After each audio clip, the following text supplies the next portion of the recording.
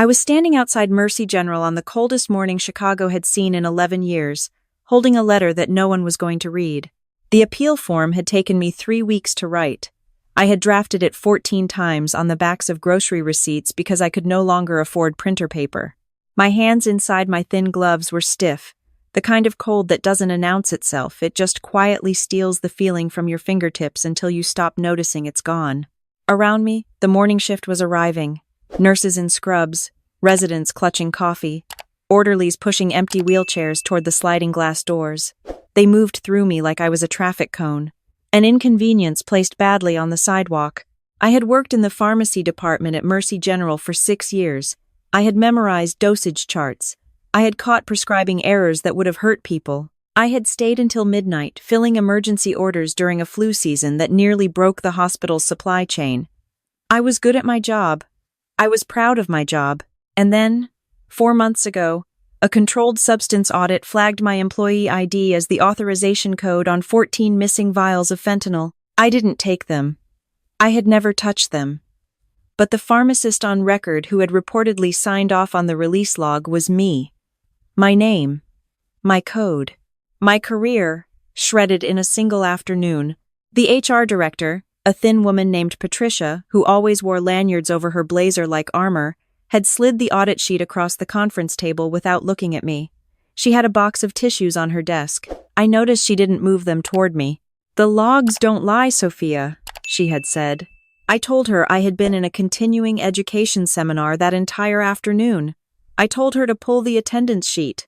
I told her to check the pharmacy entrance camera. Patricia had cleared her throat. The camera system in the East Wing was undergoing scheduled maintenance that day. Not a glitch. Scheduled maintenance. On that specific afternoon, I had looked at her face and understood. She knew. She was not ignorant of what was happening. She was a functionary of it. I was terminated. My pharmacist's license was flagged pending investigation. The hospital's legal department sent a letter to my apartment that used words like misappropriation and potential federal charges. My boyfriend of 2 years, a man named Derek, who worked in hospital administration at a rival system, took me to dinner and told me, over pasta I couldn't taste, that he thought we should take a break. He said I had too much turbulence in my life right now. He said it like I was a flight path he was rerouting. For 4 months, I had done everything right. I had contacted the state pharmacy board. I had spoken to a lawyer who told me I would need a $15,000 retainer before he could even open the file. I had applied to 62 pharmacy positions in the greater Chicago area. I had received 2 interviews and 0 callbacks. Somewhere along the line, someone had made a call. Someone had made sure the professional network knew that Sophia Reyes was not safe to hire. So that morning, I stood outside the hospital with my appeal letter in my hand because I had run out of other options. I wasn't sure who I was going to give it to. A board member, a security guard, God, maybe. The hospital's annual benefactor breakfast was happening that morning. I had seen the notice in the alumni newsletter I still received by accident. Every year, Mercy General's major donors came through the lobby for a private breakfast with hospital leadership. I knew at least one board member would be walking past this entrance before 9. I held out the letter to everyone who passed. Most didn't even glance at me. One young resident stopped, started to take it, saw the hospital letterhead, and handed it back with an apologetic expression that said he couldn't afford to be seen with me. And then the wheelchair came. It was being pushed by a woman in nursing scrubs I didn't recognize, and the person sitting in it was small and very old, wrapped in a camel-colored wool coat with a fur collar. She was watching the street with the still, deliberate attention of someone who has nothing left to prove to the world and finds the world more interesting for it. Her white hair was pinned up precisely. Her hands in her lap were mapped with veins, but her posture was upright, almost confrontational. She held up one hand, and the nurse behind her stopped immediately. The old woman looked at the paper in my hand. "What is that?" she asked. Her voice was dry and direct. It did not invite a preamble. "An appeal letter," I said. "I was an employee here. I was terminated for something I didn't do." She did not flinch. She did not offer sympathy. She extended one hand, the gesture of someone who has given orders for 80 years and expects them to be followed. I handed her the letter. She read it slowly, not skimming, reading. Her eyes moved line by line down the page. It took a long time. I stood there in the cold, not knowing whether to stay or go, feeling the wind cut through my coat like it was gauze. Finally, she looked up. Her eyes were gray, deep-set, and absolutely clear. There was no fog in them. There was no polite blankness. There was only a surgical, unnerving attention. "Sophia Reyes," she said, reading my name from the page. "Pharmacist. 6 years. Yes. Fentanyl diversion. 14 vials. I didn't ask if you did." She folded the letter along its original crease and did not hand it back. I made a statement. She looked at me for a moment longer. "Which department authorized the audit?" The question was so specific and so unexpected that I blinked. "The chief of medicine, Dr. Randall Marsh." Something moved in her face. It was not surprise. It was recognition. She reached into the small bag on her lap and produced a card. Cream-colored, thick, with text so simple it felt aggressive. Eleanor Voss, founding donor, Mercy General Hospital. "Come inside," she said. "We have a breakfast to attend. And you have a story I want to hear properly." I followed the wheelchair through the sliding glass doors. The heat of the lobby hit me like a hand on the chest. The security guard at the front desk stood up straighter when she rolled past. The receptionist reached for the phone, then lowered it, uncertain what to report. I walked through those doors, holding nothing but the card, and a coiled feeling in my stomach that I had not just entered a building, I had entered a situation that had been waiting for me. Eleanor Voss had a private conference room on the 4th floor that I had never known existed in 6 years of working in this building. It was off a corridor I had walked past 100 times without noticing the unmarked door. Inside it was quiet and warm, with a round table and a view of Chicago going gray and white under an oncoming snow. She dismissed the nurse.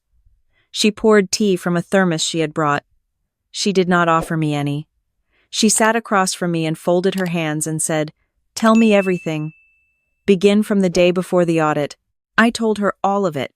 I told her about the audit, about the maintenance window that was too conveniently timed, about Patricia and the tissue box she never offered. I told her about Dr. Marsh, who had called a department-wide meeting the morning after my termination to remind the pharmacy staff about the sacred duty of professional accountability. I had heard about it secondhand from a colleague who texted me in secret. I told her about the 62 rejections.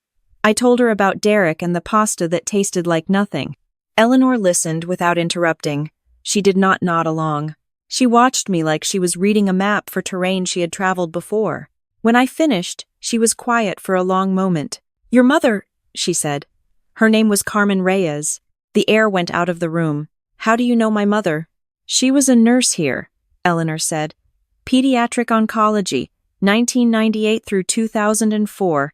She looked at me steadily. She was let go. The official reason was a documentation error on a controlled substance order. I felt cold in a way that had nothing to do with the weather outside. "She told me she made a mistake," I whispered. "She said she had gotten distracted during a difficult patient case and signed off on something she shouldn't have." "She did not make a mistake," Eleanor said. She reached into her bag and produced a manila envelope. She laid it on the table between us, but did not open it. "She found something, and they used the same mechanism on her that they are using on you. My mother had died 3 years ago.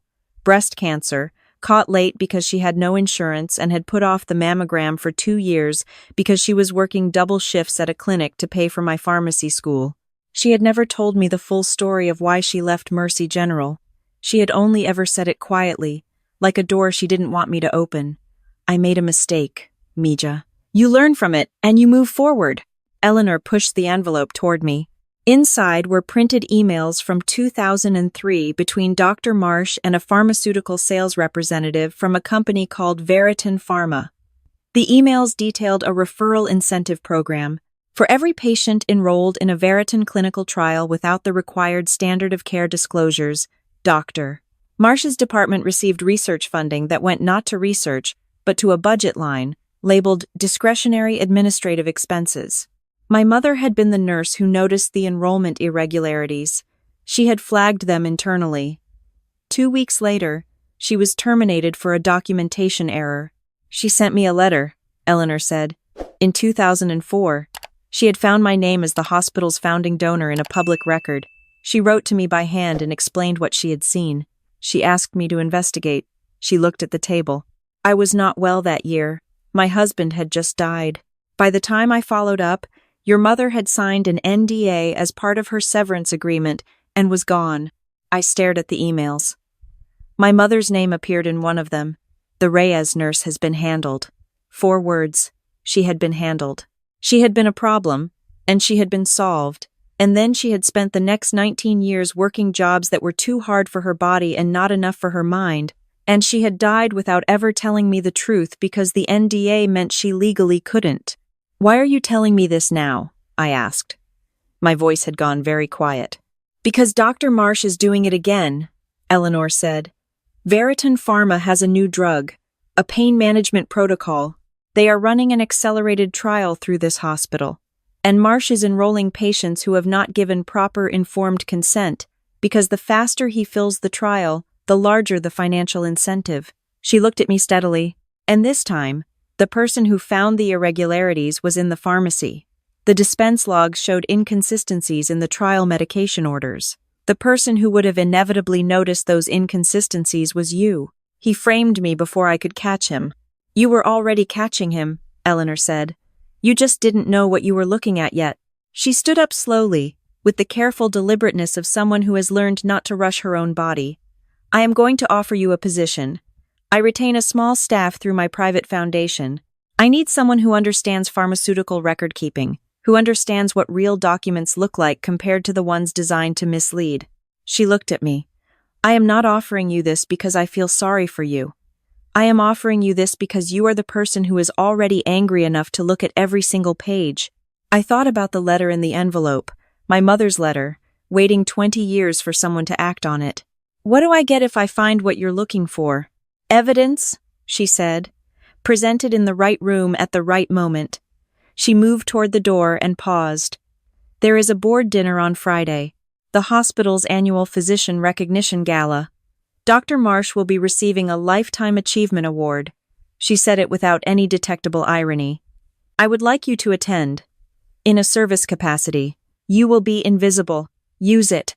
For 3 days, I worked out of a small office in Eleanor's foundation suite, a room that technically didn't appear on the hospital's public directory. She had given me access to procurement records going back 5 years, anonymized patient trial enrollment files, and the pharmacy's external dispense logs, not the internal ones that had been altered, but the ones submitted to the state pharmaceutical database, which was a separate system that Marsh's team apparently hadn't thought to sanitize. The discrepancies were not subtle once you knew where to look. The internal logs showed 14 vials of fentanyl released under my employee code. The external state database showed those same vials had been checked out 3 hours before I arrived for my shift that day, under a temporary access credential that had been created and deleted within a 6-hour window. Someone had built a ghost account, used it, and erased it, but they had been sloppy about the timestamps in the state system because it ran on a different server cycle and updated 2 hours behind the internal records. 14 vials, gone before I had even badged into the building. I printed the comparison. My hands were shaking not from fear, but from the specific fury of a person who has been made to feel ashamed of something they did not do. On Wednesday, a young man knocked on the office door. He introduced himself as James, a pharmacy technician who had transferred to the overnight shift 6 weeks ago. He looked at the hallway behind him before he sat down. I know what they used the fentanyl for, he said. The Veriton trial patients, the ones enrolled without full consent, some of them were having breakthrough pain responses to the protocol. Instead of reporting the adverse events, which would have flagged the trial and triggered a review, Marsh authorized off-protocol pain management. He needed the vials to keep those patients comfortable without creating a paper trail in the trial records. James rubbed his hands together. He used your code because you were the senior pharmacist on the oversight rotation. If it ever came out, it would look like you were covering for the bad outcomes. He pulled a folded printout from his jacket. It was a screenshot of an internal messaging thread between 2 physicians on the Veriton trial. The language was careful, coded, but if you knew what you were reading, it was damning. Why are you bringing this to me? I asked. My sister was enrolled in that trial, he said. She wasn't told it was experimental. She was told it was a standard treatment protocol. He looked at his hands. She's fine. The drug didn't hurt her, but she didn't get to choose. By Thursday evening, Eleanor and I sat across from each other with a picture that was becoming impossible to ignore. Dr. Marsh had been running this arrangement with Veritin Pharma for at least 5 years. The referral incentives had generated approximately $2 million in payments to a research fund that existed only on paper, with no active studies, no published outcomes, and no staff. The money had moved from that fund into a private medical consulting LLC registered in Delaware. Patricia in HR had received 2 off-cycle bonuses, once in the months following my termination and once in the months following my mother's termination 20 years ago. The pattern was identical. "He's been doing this for 20 years, I said. "He's been doing it longer than that," Eleanor said quietly. I simply stopped paying attention. She looked out the window at the Chicago night. "I built this hospital. I put $40 million into these walls because I believed in what it could be. And I let a man turn it into his personal revenue stream because I was grieving and I trusted people I should have verified." I had noticed something 2 days earlier. Eleanor's name was on a building plaque near the main entrance. Her photograph appeared in the Donor Hall of Fame on the website. But in 6 years of working here, I had never once heard anyone mention her. "They made you invisible too," I said.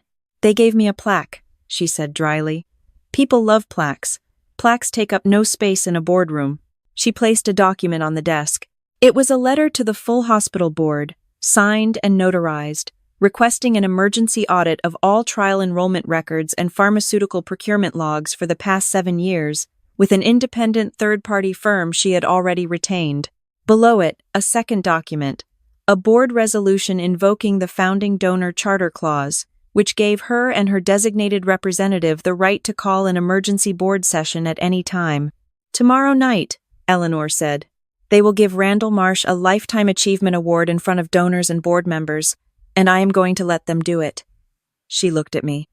"I need you there, Sophia. When the moment comes, you walk out onto that stage."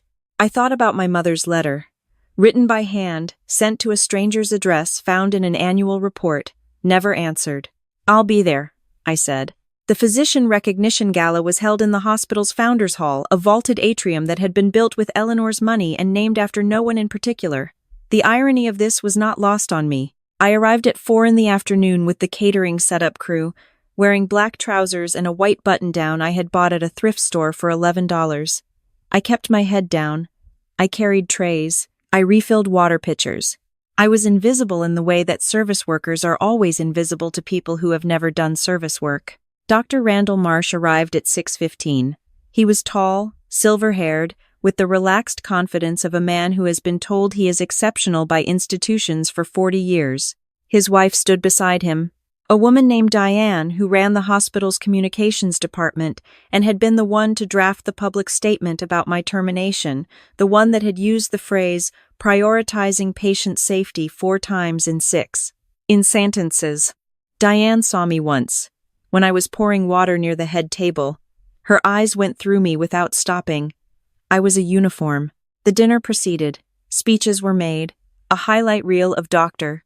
Marsh's career played on the screen operating rooms, conference podiums, testimonials from colleagues reading off teleprompters. There was a quote about his uncompromising commitment to ethical medicine that I had to hold very still to receive. The board chair, a man named Gerald, stood at the podium, glowing. "And now, it is my profound honor to present the Mercy General Lifetime Achievement Award to a man who has defined what it means to lead with integrity." Applause, the kind that is performed rather than felt. Dr. Marsh walked to the podium. He accepted the Crystal Award. He spoke for 7 minutes about vocation and calling and the privilege of service. He mentioned his patients 4 times. He mentioned his research twice. He did not mention Veritin Pharma. I was standing in the service wings behind the stage curtain when my phone vibrated. A text from Eleanor. "Main entrance. Go." I set down the water pitcher. Eleanor came through the main doors in her wheelchair. Alone, no nurse. She had not sent a representative. She pushed her own wheels slowly, without asking for assistance. Behind her came 4 people in professional attire. The lead partner from the independent audit firm she had retained, a federal investigator from the Department of Health and Human Services Office, of Inspector General who had received a formal complaint document that morning, and James, the overnight pharmacy technician, in a clean shirt, looking terrified and determined. I fell into step beside her wheelchair. "You came yourself," I said. "I built this place," she said. I was not going to send a proxy. We walked into Founders Hall together. The applause for Dr. Marsh's acceptance speech was just dying down. He was shaking hands at the podium with Gerald. Diane was smiling in the front row, filming on her phone. Gerald saw Eleanor first. His smile became fixed and uncertain. Marsh turned. The room noticed the shift in energy before anyone spoke, the particular stillness of a crowd that senses something is wrong. Eleanor wheeled herself to the foot of the stage steps. She looked up at the podium with an expression of absolute, unhurried calm. "Randall," she said. Her voice, small and dry, carried perfectly in the acoustics of the hall she had funded. "Step aside." Marsh's face ran through a complicated series of expressions. He settled on a smile, practiced and unruffled, the smile of a man who has deflected uncomfortable situations at medical conferences for decades. "Eleanor, we weren't expecting you tonight. You should have told us you were coming. We would have." "You would have prepared," she said. "Yes, I know. That is why I didn't tell you." She nodded to me. I walked up the stage steps. Every eye in the room was on me. I was wearing $11 thrift store clothes, and I had not had a full night's sleep in 4 months, and my pharmacist's license was suspended. I walked to the podium next to Randall Marsh and stood there. Marsh looked at me. I watched him try to place my face, try to run the calculation of what I was and what I could do. "My name is Sophia Reyes," I said into the microphone. "I was a pharmacist in this hospital for 6 years. I was terminated 4 months ago when 14 vials of fentanyl were logged against my employee code. The hospital's official position is that I diverted controlled substances." Murmuring rippled through the room. Diane stood up in the front row. "Security," she said sharply and quietly to the man beside her. "The state pharmaceutical database," I continued, "shows that those 14 vials were released 3 hours before I arrived for my shift, under a temporary access credential that was created and deleted the same day. I have the time-stamped comparison documents. The vials were used to manage adverse events in a Veritin Pharma clinical trial events that were never reported to the FDA, because reporting them would have paused the trial and ended Dr. Marsh's incentive arrangement with Veritin, which has paid approximately $3.2 million into a research fund that has never published a single study and employs no staff. Marsh's hand shot out and grabbed the microphone. "This woman is a terminated employee with a pending investigation. She has no standing to. She is presenting under my authority," Eleanor said from below the stage. She held up a document. "As founding donor of this institution, I am invoking Section 12 of the founding charter, calling an emergency board session effective immediately, and requesting that the federal investigator accompanying me be given full access to the trial enrollment records, the pharmacy procurement logs, and the HR department's correspondence files for the past 7 years." The federal investigator stepped forward and produced her badge. "Mr. Gerald Walsh, we have a subpoena for the hospital's pharmaceutical trial records, issued this morning. I'd ask that you not allow any personnel to access file storage in the interim." Gerald sat down heavily. Marsh took a step back from the podium. He looked at the crystal award in his hands, at Eleanor, and then at me. Diane had stopped filming. I reached into my shirt pocket and pulled out a folded piece of paper. It was a photocopy of a handwritten letter, my mother's letter to Eleanor Voss, written in 2004 inches, her careful, school-teacher handwriting, describing what she had seen, asking for help, ending with, "I have a daughter who wants to be a pharmacist. I am doing this for her." I unfolded it at the podium. I didn't read it aloud. I just laid it flat on the surface and smoothed the crease with my palm and left it there. "My mother was a nurse in this hospital," I said. "She found the same irregularities in 1999. She was terminated for a documentation error that did not occur. She signed an NDA because she had a child to provide for and no money for lawyers." I looked at Marsh directly. "She spent 19 years believing she had made a mistake. She died 3 years ago without knowing she had been right." The room was completely silent. A board member in the second row stood up. Her voice was very controlled. "I move to table all awards proceedings and convene an emergency audit committee." "Seconded," said another voice immediately. Gerald nodded mechanically. Marsh set the crystal award down on the podium. He stepped away from it slowly, as if distancing himself from evidence at a crime scene. Diane walked toward the side exit. 2 members of the investigators' team were already standing there. Eleanor Voss wheeled herself to the foot of the stage steps and looked up at me. She was not smiling. She did not look triumphant. She looked like a woman who has finally paid a debt that had been compounding interest for 20 years. "Come down now, Sophia," she said. "We have work to do." I picked up my mother's letter from the podium. I folded it carefully along its original lines and put it back in my pocket. I walked down the steps. James was standing near the back of the room, still terrified, still determined. I nodded at him. He exhaled. The board members were already clustering in urgent, low-voiced groups. The federal investigator was on the phone. The catering staff had frozen in place, holding their trays, watching. The Lifetime Achievement Award sat alone at the center of the podium, under a single spotlight, unclaimed. In the weeks that followed, the picture assembled itself with the cold, grinding efficiency of institutional accountability. Veriton Pharma's trial at Mercy General was suspended pending federal review. The research fund was frozen. The independent forensic audit confirmed what the state database comparison had already proven. My employee code had been accessed by a credential that was not mine, at a time I was not present, by someone with administrative access to the pharmacy system. Patricia in HR was placed on administrative leave. Her bonus records were included in the investigator's file. Dr. Marsh resigned. Not dramatically or loudly, he sent an email to the board citing personal health considerations and wishing the institution well. The investigation continued regardless of his employment status. Eleanor convened the emergency board session she had called. She had not attended a single board meeting in 20 years. She attended this one in her camel-colored coat and asked questions that board members struggled to answer, and she did not accept summaries in place of primary documents. At the end of the session, she proposed the creation of a patient advocacy position with independent reporting authority, a role that answered to the founding donor charter and not to hospital administration, with full access to trial enrollment records, pharmacy logs, and HR correspondence. She offered me the position. I told her I wanted my pharmacist's license back first. She told me that was already in motion. She was right. The State Pharmacy Board received the comparative timestamp analysis and the investigators' preliminary findings within 72 hours. My license was reinstated 6 weeks later. The termination notation was expunged from the record. On the day I got the reinstatement letter, I drove to the cemetery on the south side of Chicago where my mother was buried.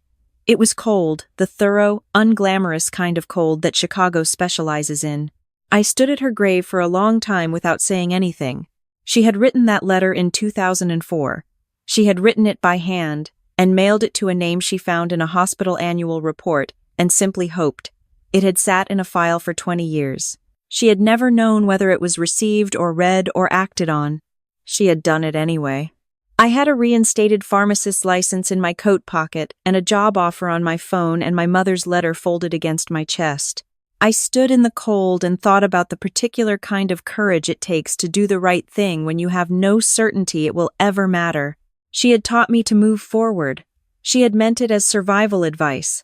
I understood now it was also an instruction. Keep walking even when the road has not yet revealed where it leads. I took the job. My first act in the new patient advocacy position was to go through the list of patients enrolled in the Veriton trial without full informed consent. There were 31 of them. I contacted each one personally or their families to explain what the trial had actually involved and to make sure they had access to independent medical follow-up. It was not glamorous work. It was phone calls and careful letters and honest conversations with people who felt confused and betrayed and deserved to feel both. It was the work my mother had tried to do in 1999 when she flagged the enrollment irregularities and handed the paper to a supervisor who handed it to Dr. Marsh.